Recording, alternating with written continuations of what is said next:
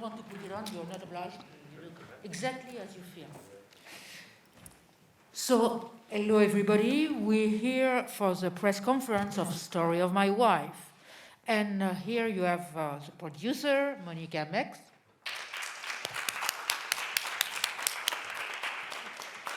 Here you have the lead role.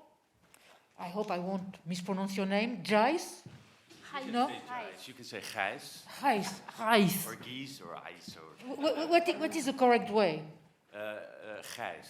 Gijs. It's typical Dutch. It's NABER. NABER, yeah. Wonderful. And the director, Ildiko ENYEDI. So I will open the conference by asking you all. We are all very sad that Léa Seydoux is not here. Can you tell us a little about her, please? It was a very, very personal and emotional journey to work on this film together. This is the way this film works. You prepare to it, you go through it in a different way regarding the texture of the film. And here, yes, I just wanted to look at you.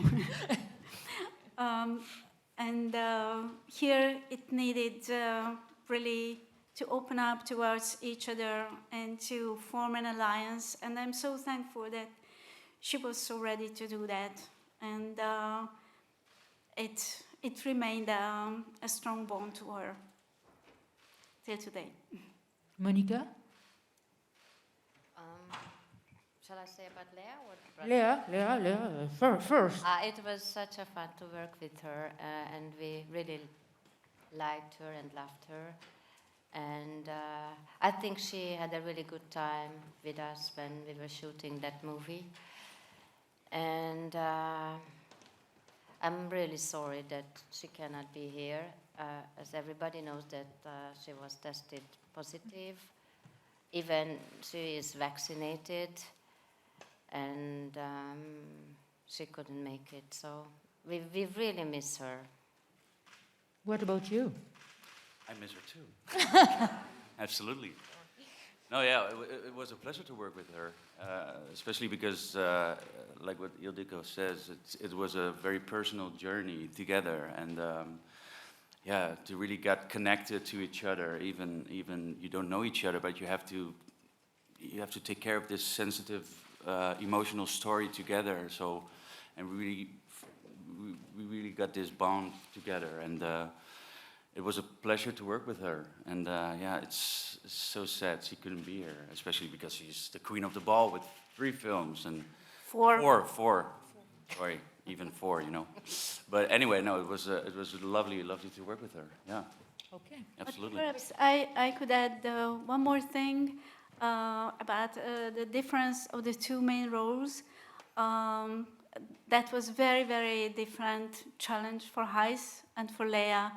And that's why quite often we discussed a lot, the 3 of us, and we did rehearsals, and we dig deep, but some part of the preparation was separate, because during this whole film, we, as spectators, want to enter in her perspective the same way as Jacob wants to enter and wants to understand it, but we never get in. So it is a very, very tricky role and a very, very tricky performance to balance, not to just become a femme fatale, not just to become mysterious, but a full person who is really someone to discover, but whom we cannot discover until the end of the film. Hi, Robert from the Netherlands. Hi, Gijs. Hey, Robert. Hi, Ildiko. I've got 2 questions, one for Ildiko and one for Gijs. Ildiko, you casted Gijs when you were already in production, really last moment. What made you convinced that he was the perfect guy for your heavy main part?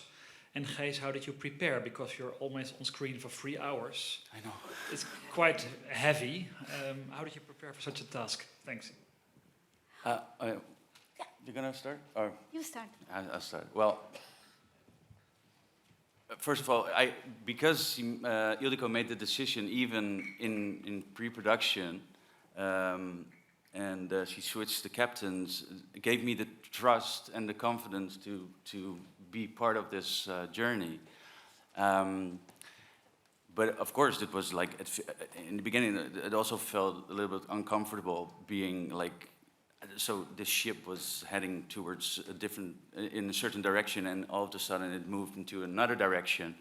So it felt like, okay, so now I'm the captain, all right, okay, so now I should do it. But I really got, we talked a lot about the character, even in a short time, but we talked a lot about the character, but also personally, the personal thoughts and things about life, about love, about being connected to other people, and we really dove into this character together. But we had many rehearsals and also with Leah and like separately, but during the whole shooting, we stayed connected.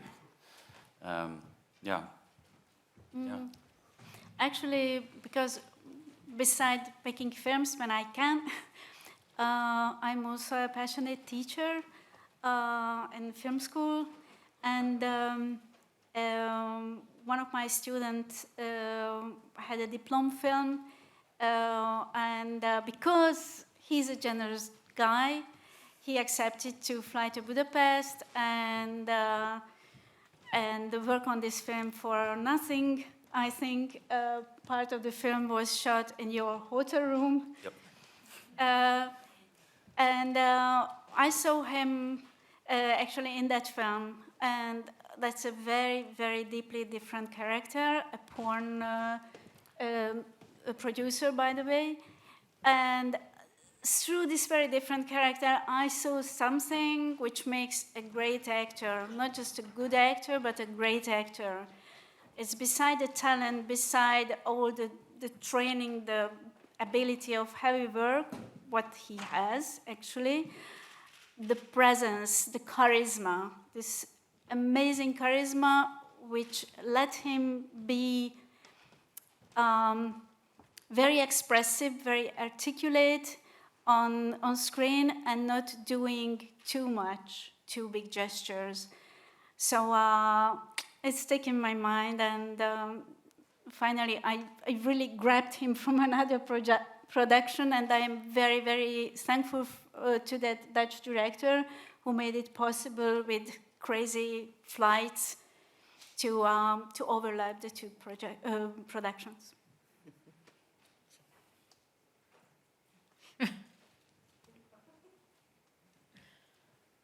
Bonjour. Je sais pas si ça va. Bonjour. Hello. Karine Lebrun, I come from Belgium. D'abord, félicitations. First of all, congratulations on your film. Your film is quite extraordinary. It's as though it came from a different age. Ce n'est pas courant. It's not customary to see such accomplished work. Congratulations. Moi, si je me trompe, Tell me if I'm mistaken. c'est que c'est un film This résolument is a européen. film which is resolutely European, given the casting. Si je ne me trompe pas, Unless I am mistaken, your preceding film was more Hungarian, with a Hungarian cast. pourquoi cette volonté? So why Pourquoi ce choix did you want to make a film so European? You have Dutch, French, and different nationalities amongst your actors. Is there a message to read into this? And then there's another thing. This opening up to Europe, was it present in the actual novel? Because the film takes place in several European cities. I think I answer English or Yes. English. Actually, most of my films, except the last one, which was fully financed from Hungary, fully Hungarian, somehow I was never such a very definitely Hungarian director. Somehow those questions which interest me are more basic somehow. It's rooted in my culture, but my culture is also Europe. This novel is playing wonderfully with those sort of cliches, if you want, those sort of archetypes, what different nations in Europe with their culture represent. And I followed this novel. It is vaguely based, I mean, the novel, on the myth of the Flying Dutchman. So I was looking for a Flying Dutchman. Anyway, I was looking for someone from the north, someone from the Protestant part of Europe, someone who is not by chance a cargo sea captain and not just a sea captain on some fancy boat.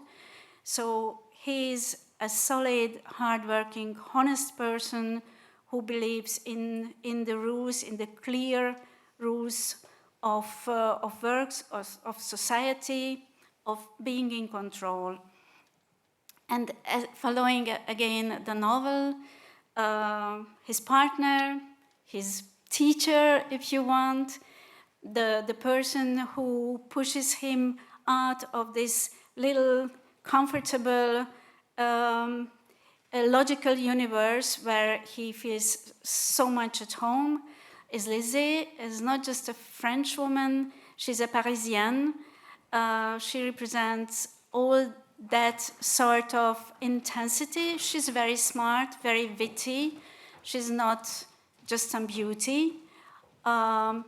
She has many layers, many secrets. She represents that sort of richness of life, but perhaps at the end of the film, the captain dares also to perceive. And also the locations have this sort of archetypical value. On the boat, which is the home of the captain, we're really just the sun, the wind, the water, the metal, the wood, the ropes, and that's it. And as soon as he steps on dry land, it's a multitude of impressions, of noises, of colors, of people, chit-chats, all sorts of new impressions of what he has to deal with, what he has to cope with. We built with Imola Lang, our wonderful production designer at Paris, which is the continuation of layers of Lizzie's character. It's sleek, elegant, transparent, flooded with light, and the social life is very dense and is working in allusions and not this sort of straight, matter-of-factly way of communication as the captain has. And then I changed a location of the novel from London to Hamburg because I wanted a sort of magic code. I wanted a continuation of the character of Jakob, a harbor. The Hamburg harbor, it's a very proud Hansa town, so somehow it represents all the values of the captain. The part where we were shooting, it's a World Heritage, so it's the biggest remaining authentic harbor, actually, if I am not wrong, in all the world. And there, these proud, heavy-built, red brick, dark buildings. We follow this style also in the apartment with lower ceiling, more narrow windows, dark colors and patterns on the walls, and so on. So somehow everything serves this sort of European, as you said, aspect. Those sort of archetypes we know unconsciously even. So the movie looks incredible, and some shots are just like paintings. Which were your challenges to get to that point? I mean, I'm talking to you also, Monika, because I think that must have been very expensive. Yeah, it was. It was 10 million euros, and it's a 4-party co-production. I have to mention my beautiful partners from Germany, Italy, and France. Without them, we couldn't have been able to produce this movie. We were like a family, because it was a long, long journey, or a boat trip, I would say, on a wavy and windy sea. And many times we had problems, of course, when we are shooting a movie or producing a movie, there are always problems. And we are hand in hand, worked out the solution together and tried to help Ildiko and the crew as much as it was possible. So I'm really thankful. Flaminio, Stefan, Jonas, and there are a lot more producers I don't mention now. Ildiko, you also have a wonderful DP.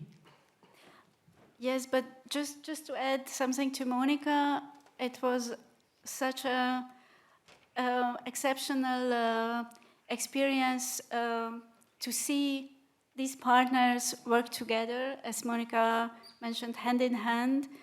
I think trust and transparency and honest communication is such a huge capital in filmmaking.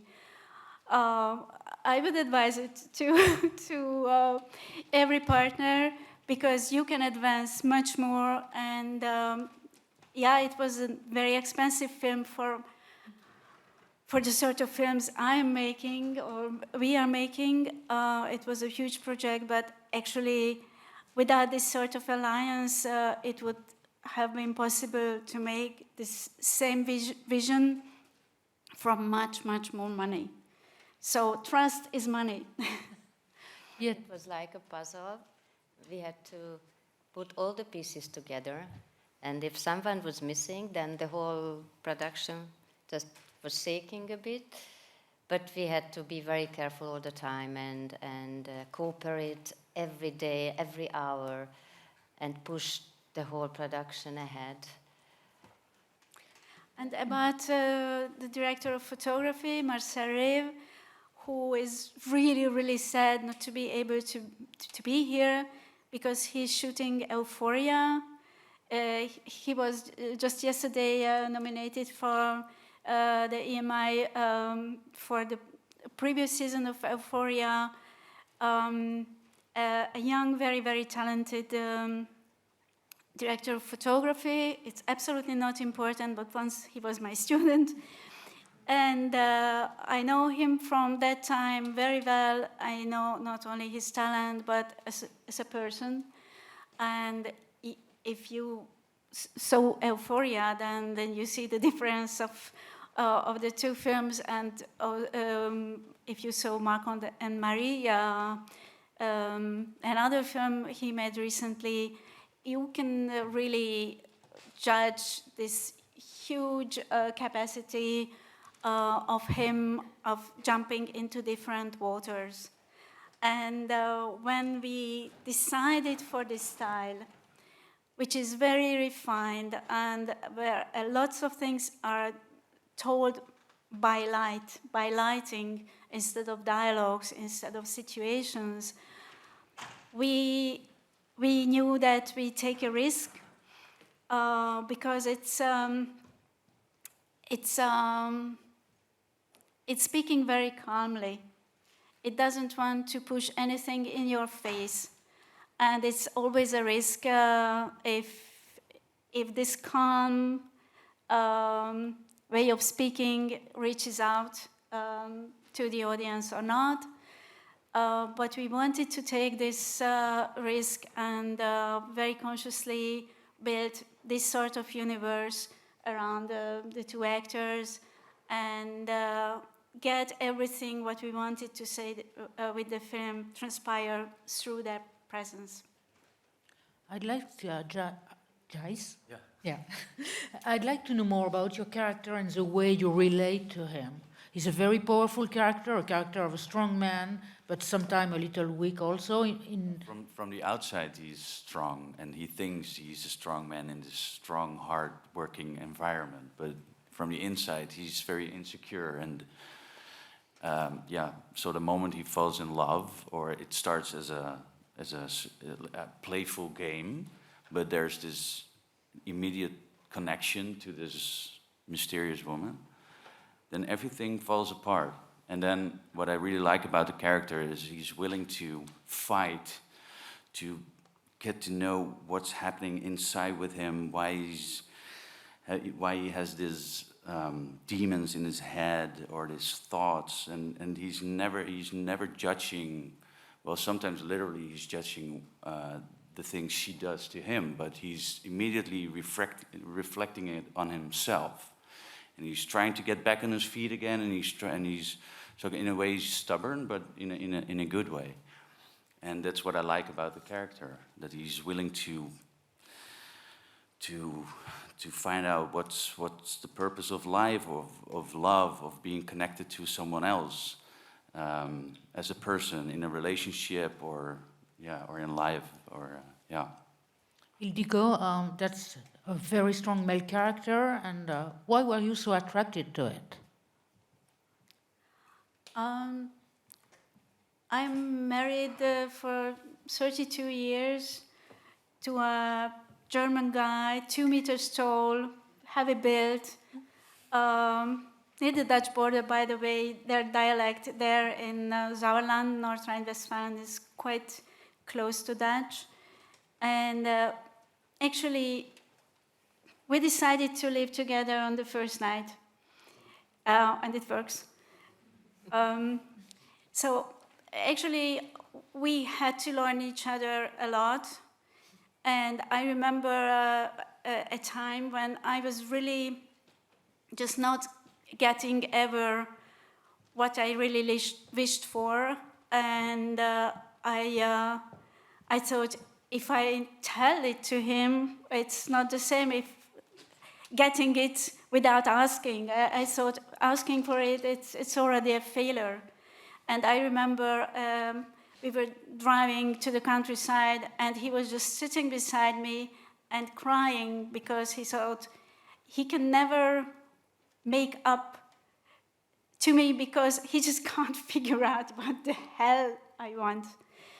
And when my second child, our first child was my daughter Julia, a girl, and then when a boy came, actually the moment he was born, it was like a huge door of empathy which opened in me.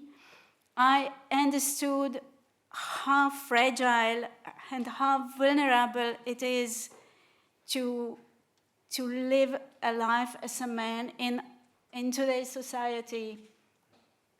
Somehow everything what it was in front of him, it was somewhere in my brain probably, but never came to the surface. And then I understood my husband. So actually, we are so much in a beautiful change. It was so necessary, and it's such a huge relief. And I thought, just let's reach out with our hands towards all the wonderful men who are perplexed perhaps today, and let's do it together. So yeah, that was more or less behind the film. To all of you, do you consider the movie to be sad or, a celebration of life and love? Sorry, again? Yeah, do you consider the movie is sad or a celebration of love and life? I think a celebration of love and life. Yeah. I think it's easy to fall in love with someone. It happens at a certain moment in time, in life, in whatever, but it's what comes after, And I think this struggle and this fight, you have to get and try to, of course, they end up separately, but in the end, they learn their lessons and they move on. So there's still hope to, and yeah, I think, yeah. Yeah, there is a certain kind of sadness in it, but still, as I said, you learn the lesson and then you bring something with yourself. There's an experience and an attachment. You wouldn't expect it. A marriage is a difficult ride with ups and downs, but there is some kind of connection. Thanks. which goes with you for your life. Actually, I don't know what was your feeling at the end of the film, but I intended it to be a very, very positive film, a positive ending, really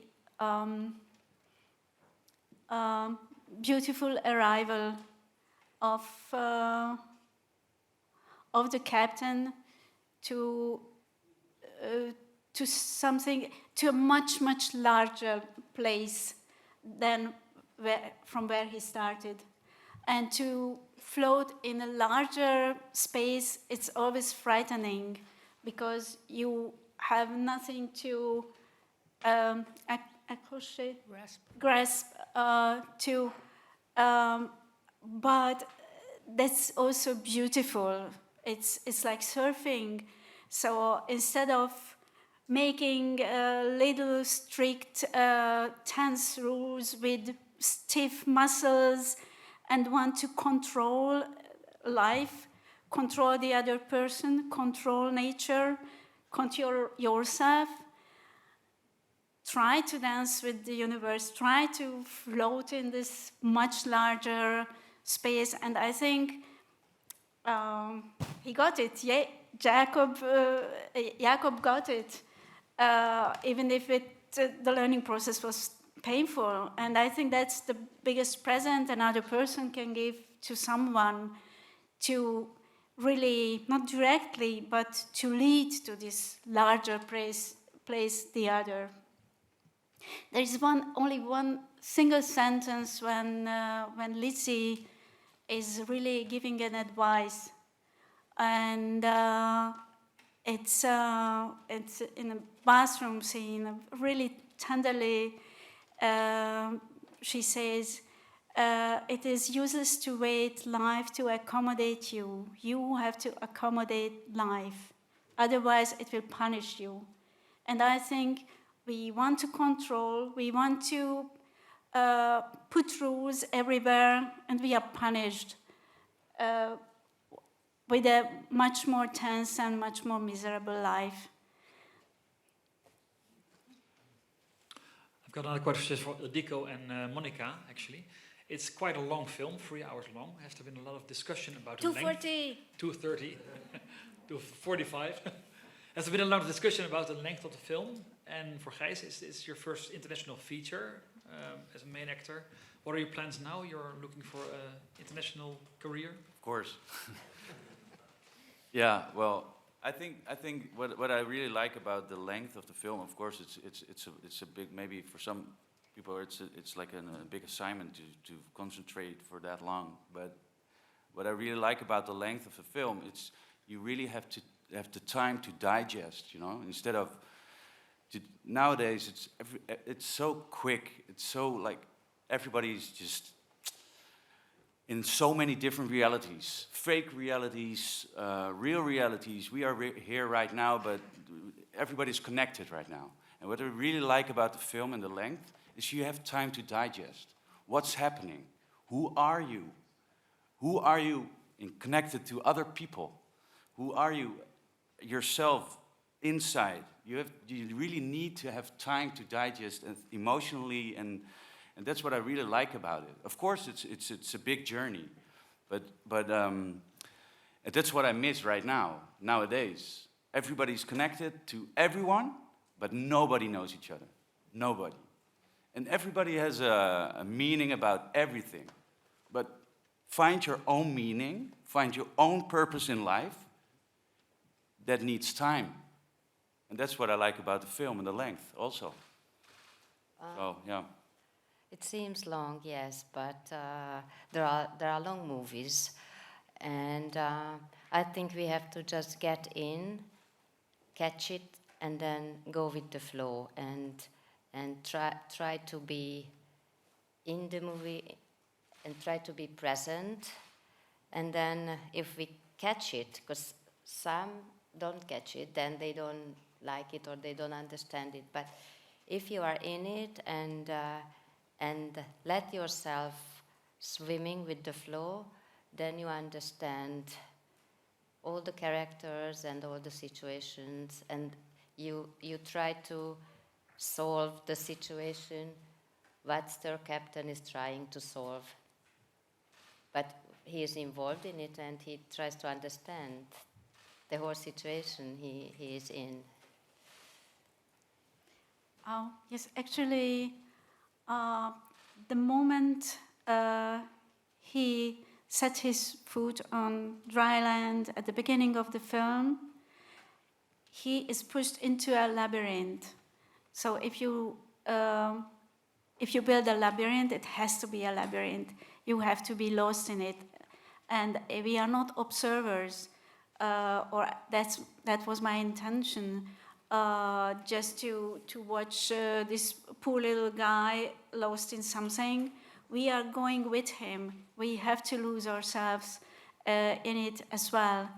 And a labyrinth needs a certain length, otherwise it's not a labyrinth.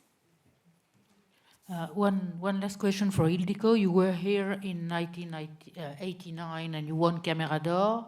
How does it feel to be back in competition? It is very touching because you know, there are these untold or perhaps even unconscious expectations from a director. From, for example, in that case, an Eastern European director, you would bring or a very, very strong auteur vision or the very dark, very tough social problems, political problems, whatever. And I came here with a very, very different film. It is full of joy of life, very irregular, black and white, period film.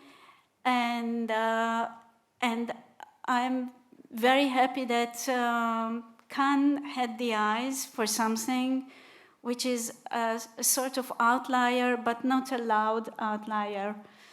And this film is the same. It's not something what you expect today from a female director. We are expected to serve the cause directly. I want to serve the cause indirectly through my work, through being faithful to my deep interest.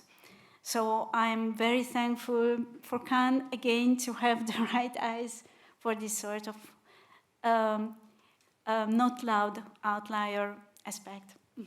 Okay, thank you. Thank you to all of you.